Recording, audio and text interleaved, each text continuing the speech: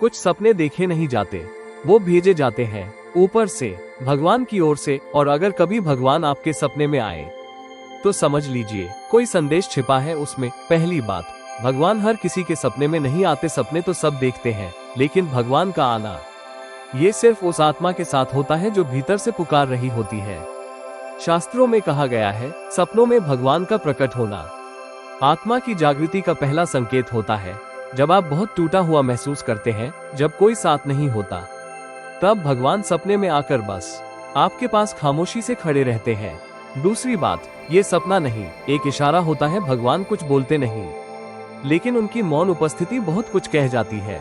कभी आप श्री कृष्ण को देखेंगे मुस्कुराते हुए, कभी शिव जी ध्यान में बैठे, कभी दुर्गा माँ तेज रूप में, और कभी कोई रोशनी जो सब कुछ छू जाती है। ये सब संकेत होते हैं कि अब आपकी आत्मा किसी यात्रा पर चल चुकी है।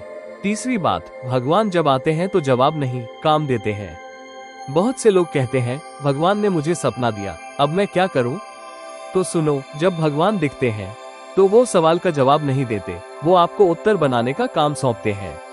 मतलब ये कि अब समय है कि आप जीवन में कुछ विशेष करें, जैसे किसी की मदद, कोई सेवा, ध्यान, जाप या आत्ममंथन। अंतिम बात, अगर ये सपना आपको मिला है तो आप अकेले नहीं हो, ईश्वर साथ है। सपने में जो दिखा वो सिर्फ नींद का दृश्य नहीं था, वो एक पवित्र संकेत था। अब जागने की बारी है, सिर्फ आंखों से नहीं, आत्मा से। अगर आपने कभी भगवान को सपने में देखा है तो कमेंट में जरूर लिखिए, मैंने अनुभव किया है। और इस वीडियो को उन सब तक भेजिए जिन्हें अब भी लगता है कि भगवान चुप है। दिव्या प्रेरणा, मन को छू लेने वाली कहानियां, हर बार एक ऐसी बात जो आपके अंतर्मन को हिला दे।